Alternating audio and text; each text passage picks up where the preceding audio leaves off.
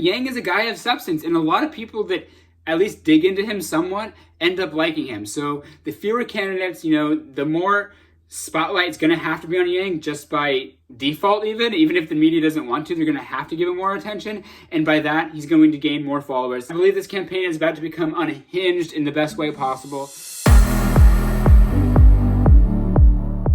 What's up, Zan fam? It's Zanardi. Welcome back to another video. Andrew Yang squeaked by and made the December debate, so here we are. We're going to break it down. We're going to talk about it. A few key things before we get into it. Andrew Yang once again had the least amount of speaking time in the debate. I think he has been dead last, or at least second to last, in every single debate he has participated in, which has been all of them, actually. But this one he was the last to qualify for, so I can understand why he got the least amount of speaking time. Even though he had the least amount, I thought he had a lot to say and did pretty well. So let's jump into it. Let's break it down. So to start the debate, to no one's surprise, the first question was about impeachment. And they asked, why don't more Americans support impeachment? It was kind of a laugh out loud moment in the beginning because the lady was looking dead at Tom Steyer, literally dead at Tom Steyer, and says, Andrew Yang, why don't more Americans support impeachment? And Yang's like, I'm over here. And she meant to go on to Steyer. She meant to call Steyer's name. But anyway, so Yang responded pretty well on this. Yang was the only one to talk about media distrust as being part of the reason why Donald Trump even got elected. And clearly, he is qualified to talk about that after the whole MSNBC debate debacle thing that went down last time. But he was the only one to bring up media distrust as a reason why more Americans probably don't support impeachment. But I thought Yang had a great 1-2 punch here because then he pivoted and brought up his bread and butter remarks about why Donald Trump got elected and how we need to solve those issues and focus on those instead of keep talking about impeachment and Donald Trump himself. He said we need to stop being obsessed and dig into the problems that got Donald Trump elected, and a huge applause erupted. I mean, maybe I'm a little biased, but I thought it was louder than any of the other candidates during their first question remarks. Then the candidates were asked about, well, how are you going to defeat Donald Trump when the economy is so great? Aren't people just going to look at the economy statistics and think, wow, why would we get the guy out of office that, at the reign of these numbers? To which Yang had another great response. He brought up how GDP and corporate profits are at all-time highs, but also depression, suicide, student debt, those are all at an all-time high as well. It was probably a timing thing, but I feel like he kind of dropped the ball because he brought up those statistics, but he didn't get too much into his pitch on how he would solve it. Warren's response to this question was great. She talked about using the 2 cents on her wealth tax to put into early child education and really build the economy from the ground up, a trickle-up economy, if you will. Clearly, she's been reading Andrew Yang's books, which she has actually stated she literally is reading those. And shameless plug, if you want to check out Yang's books, they are in the link in the description. Go check them out. Yang's response to climate change was, I would say, average. He talked about moving people to higher ground. I know that is one of his initiatives, and going after nuclear energy, to which Tom Steyer then rebutted back that nuclear energy wasn't the best way to do it. I'm not a scientist. I don't know the science behind that. I haven't looked into that enough. But feel free to comment, you guys, if any of you guys are well-versed in nuclear energy, science or anything else of that matter. Please comment and have a conversation down there. It was then mentioned that Yang was the only person of color on the stage, and Yang, I thought he had a great answer. He said he is both honored and saddened to see that he is the only person of color on that stage. He then gave a shout out to Booker, and he turned it into a freedom dividend pitch. He talked about how Martin Luther King is for the $1,000 freedom dividend. Well, not 1,000 because it wasn't in that time, but how Martin Luther King is for a UBI. He even, I think, touched on climate change at that too, because he mentioned how climate change would inversely affect Black and brown people. There's a few quotes from Yang that I wanted to kind of read. He says, money and men are tied together, and then strong men treat women well.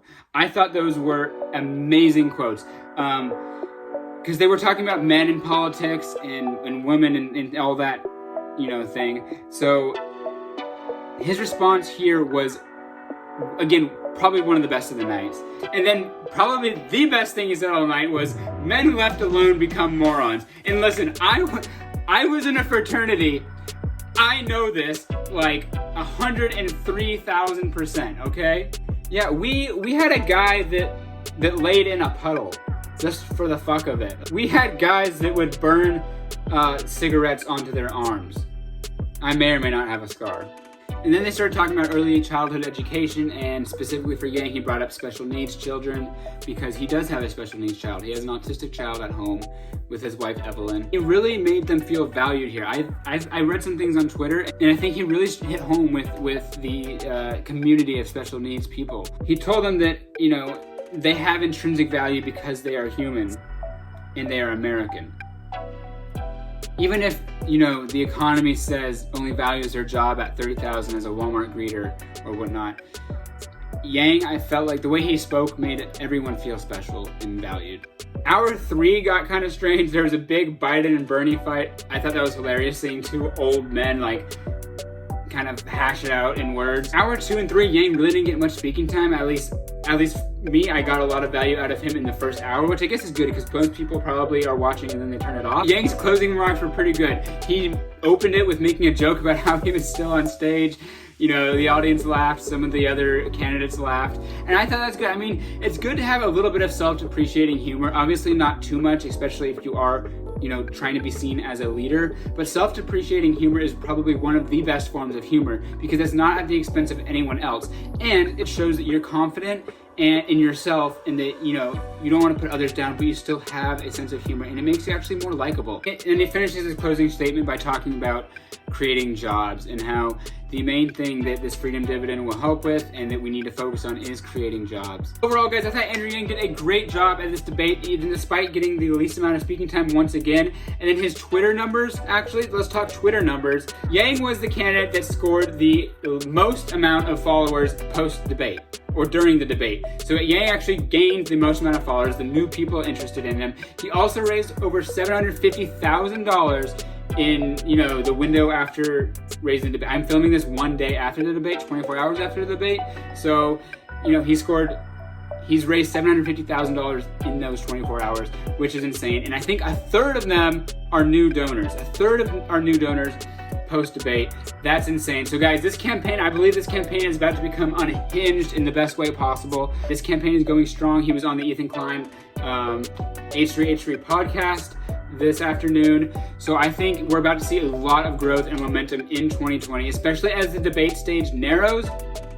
Yang, because that's the thing, Yang is a guy of substance, and a lot of people that at least dig into him somewhat end up liking him. So the fewer candidates, you know, the more spotlight's gonna have to be on Yang just by you know, default. Even if the media doesn't want to, they're gonna have to give him more attention, and by that he's going to gain more followers. So I think 2020 is a great year.